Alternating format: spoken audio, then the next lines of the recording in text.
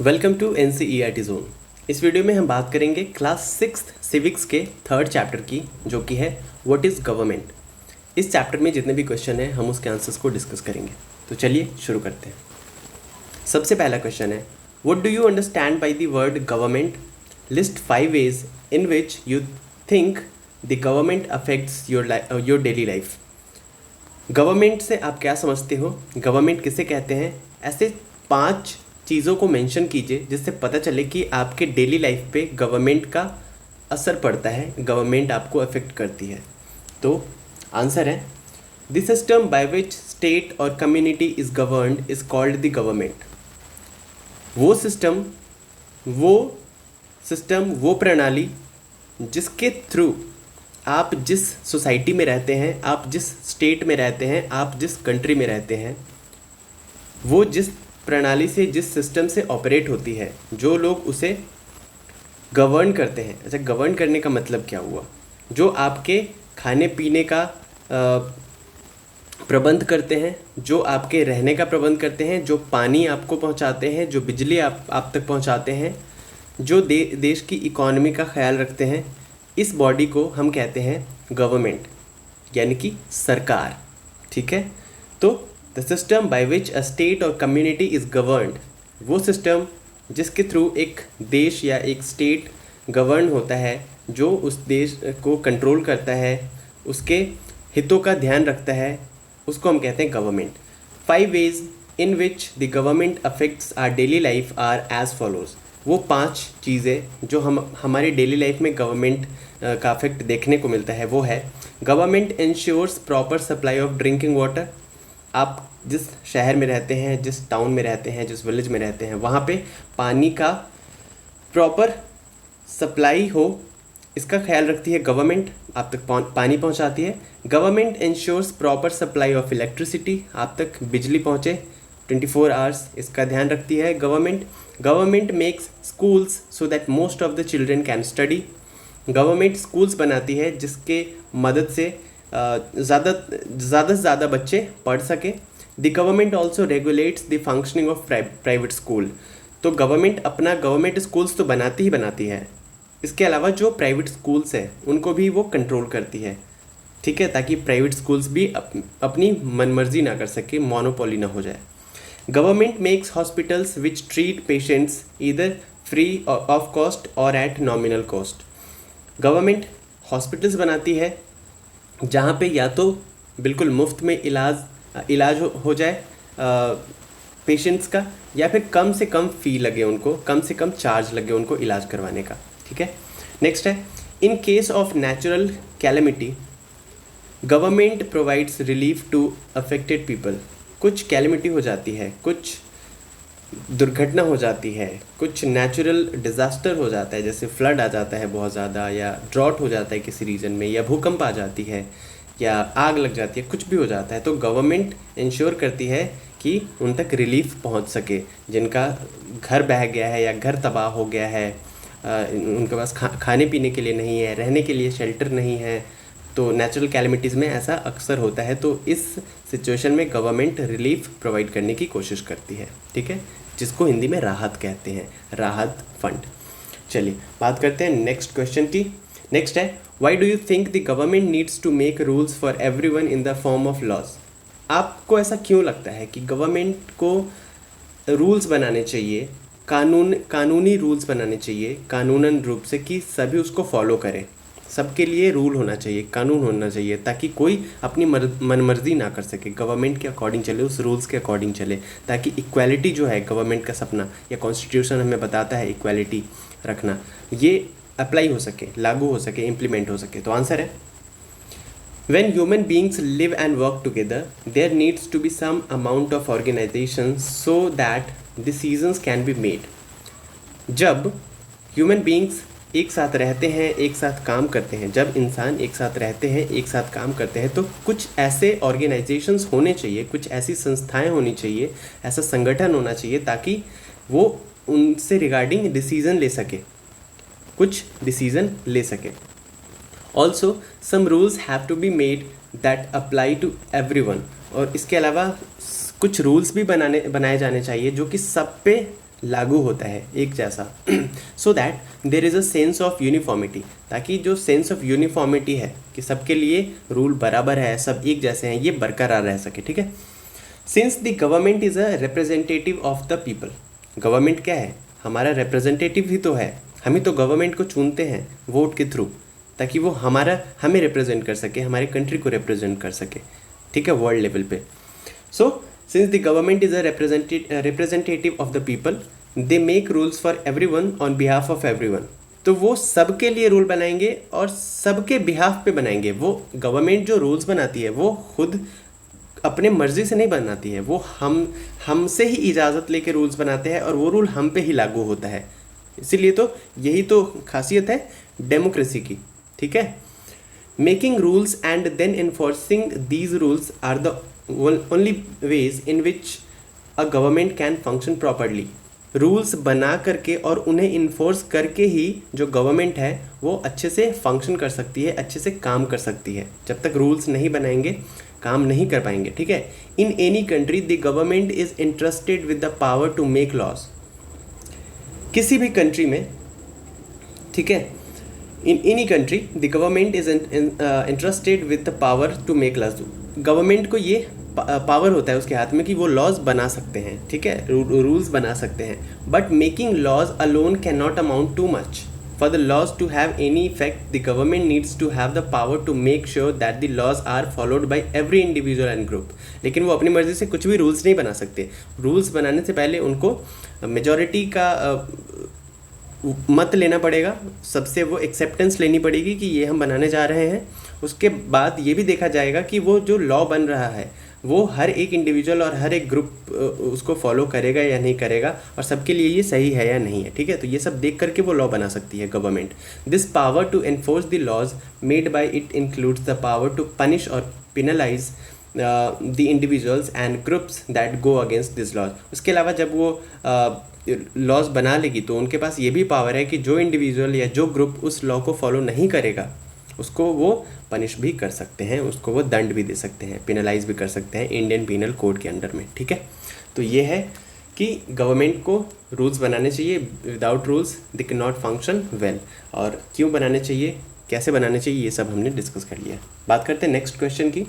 Next question है, name two essential features of a democratic government. एक democratic government के दो एसेंशियल फीचर्स क्या है। डेमोक्रेटिक गवर्नमेंट होता क्या है, हमारा इंडिया में कैसा गवर्नमेंट है, डेमोक्रेटिक गवर्नमेंट है। डेमोक्रेटिक गवर्नमेंट उस गवर्नमेंट को कहते हैं जो पब्लिक के द्वारा इलेक्ट किए जाते हैं, ठीक है। कोई भी आकर के उठ करके यहाँ प्राइम मिनिस्टर नहीं बन सकता। यहाँ प्राइम मिनिस्टर बनने के लिए उसे कौन वोट देगा, हम पब्लिक उसे बनाएंगे प्राइम मिनिस्टर, यहाँ पब्लिक उसे बनाएंगे चीफ मिनिस्टर। तो ये सारा पावर हमारे हाथ में होता है। डेमोक्रेसी को जनता का शासन ही कहा जाता है, ठीक है। तो दो एसेंशियल फीचर्स क्या है, दो एसेंशियल फीचर्स है, the two essential features of democratic government, all adult citizens elect their representatives. जितने भी अडल्ट सिटीजन्स हैं, adult in the sense, adult किसे कहेंगे, जो 18 के हो चुके हैं, ठीक है, जिनकी उम्र 18 हो चुकी है, ठीक है, दे आर अडल्ट्स, तो वो इलेक्ट करते हैं, who make and enforce laws on their behalf. तो अडल्ट सिटीजन्स इलेक्ट करते हैं रिप्रेजेंटेटिव्स, और वो रिप्रेजेंटेटिव लॉ बनाता है उनके बिहाफ पे, यानी कि हमारे ही बिहाफ पे, पब्लिक के बिहाफ पे, और उन्हें एनफोर्स भी करता है। सेकंड फीचर क्या है, the elected representatives explain their actions and defend their decision before the people who elected them. अगर हमने गवर्नमेंट चुना है, हमने गवर्नमेंट को इलेक्ट किया है और उस गवर्नमेंट को कोई एक्शन लेना है तो वो हमें एक्सप्लेन करेगी कि वो ऐसा क्यों कर रहे हैं। मान लीजिए किसी कंट्री के साथ कोई समझौता हो रहा है या किसी कंट्री के साथ कोई बिजनेस डील हो रही है हमारी, तो वो डील क्यों हो रही है ये सब हम पब्लिक को पता होना चाहिए, ठीक है। तो गवर्नमेंट अपने एजेंडा में सब बताती है कि हम ऐसा क्यों कर रहे हैं, इससे क्या फ़ायदा होने वाला है, क्या नुकसान होने वाला है, ये सब वो बताती है पब्लिक को, ठीक है, गवर्नमेंट, क्योंकि वो हमारी ही रिप्रेजेंटेटिव है। इसके अलावा अगर उन्होंने कुछ डिसीज़न लिया है तो उसे डिफेंड भी करती है हमारे सामने कि उन्होंने ऐसा डिसीज़न क्यों लिया है, ठीक है। तो ये फीचर है, ये अच्छी फीचर है डेमोक्रेसी की, कि जो भी होता है पब्लिक के इजाज़त के बाद ही होता है और गवर्नमेंट को एक्सप्लेन भी करना पड़ता है कि क्यों कर रहे हैं, क्योंकि तो यहाँ पे अल्टीमेटली मालिक कौन है? अल्टीमेटली मालिक वो है जिसे वोटिंग राइट है, यानी कि आप है, मैं हूँ। बात करते हैं नेक्स्ट क्वेश्चन की। What was the suffrage movement? What did it accomplish? Suffrage movement क्या था और इस मूवमेंट से क्या हुआ? तो देखिए, this suffrage movement refers to the women's struggle to attain the right to vote. Women's यानी कि महिलाओं को पहले वोट का अधिकार नहीं था। यहाँ पे बात हम कर रहे हैं यूनाइटेड स्टेट्स की, अमेरिका की बात कर रहे हैं। तो जब अमेरिका में ही नहीं था तो इंडिया का तो सोचिए ही मत तब, ठीक है। तो वोट का राइट नहीं था, उनको वोट देने का अधिकार नहीं था। तो इसके लिए उन्होंने मूवमेंट किया, स्ट्रगल किया, तो उसी मूवमेंट को सफरेज मूवमेंट कहते हैं। हुआ क्या? Women's struggle to vote got strengthened during the First World War. Women भी वोट दे सकती है, और वुमेन को ये बात समझ में आया जब फर्स्ट वर्ल्ड वॉर चल रहा था, during the First World war. As many men were away fighting, women were called upon to do work that was earlier considered to be men's work. जब वर्ल्ड वॉर चल रहा था, पहला world war, प्रथम विश्व युद्ध चल रहा था, तो उस टाइम पे जितने भी मेन थे, जितने भी आदमी थे, वो युद्ध के लिए चले गए थे, लड़ने के लिए चले गए थे। तो जो काम पहले मेन किया करते थे उसको करने के लिए वुमेन को बुलाया गया, महिलाओं को बुलाया गया कि वहाँ पे पुरुष तो सारे युद्ध लड़ रहे हैं, तो ये काम कौन करेगा? तो महिलाओं को बुलाया गया वो काम करने के लिए, ठीक है। This led to the questioning of the many unfair stereotypes about women. और महिलाओं ने उस काम को किया, जो पहले काम मेन करते थे, बाद में वुमेन्स ने किया उस काम को। तो क्वेश्चन ये उठने लगा कि जब महिलाएं भी वो काम कर सकती है जो पहले पुरुष किया करते थे, तो ऐसा स्टीरियोटाइप बना के क्यों रखा गया था कि महिलाएं ये काम नहीं कर सकती, महिलाओं की जगह सिर्फ घर में है, चार दीवारी के अंदर है, ऐसा क्यों स्टीरियोटाइप बना के रखा गया था? फाइनली तो ये क्वेश्चन उठने लग गया।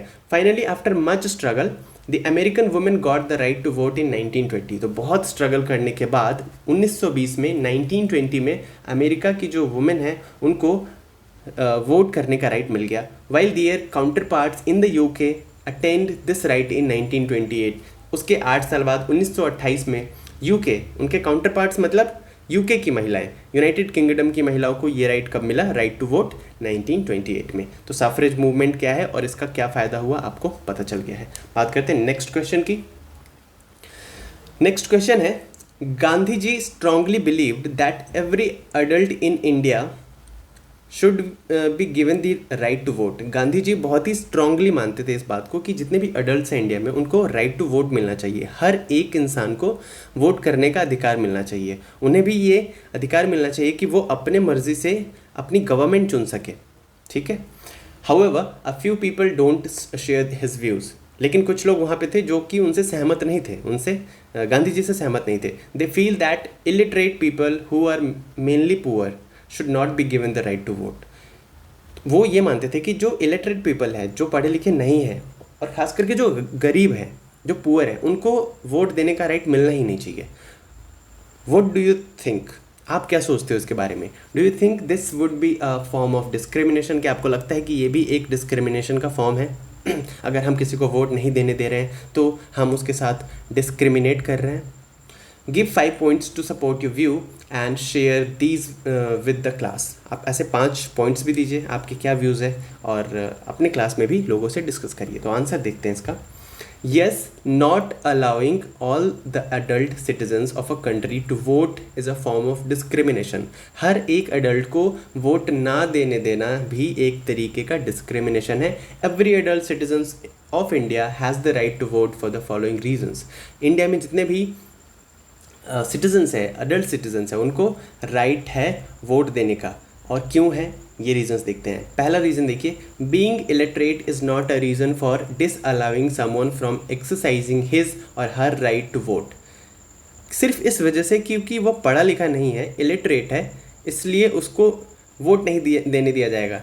अगर किसी को पढ़ने नहीं आता है, लिखने नहीं आता है, तो इससे उसके इंटेलिजेंस का कोई लेना देना नहीं है। हो सकता है आपके पास बहुत सारी डिग्रियां हो, लेकिन एक इलिटरेट बंदा जिसको अपना नाम भी लिखने नहीं आता है, इंटेलिजेंस के मामले में वो आपसे बेहतर हो, ऐसा बिल्कुल हो सकता है। तो कभी भी इंटेलिजेंस में और एजुकेशन में कंफ्यूज नहीं होना चाहिए।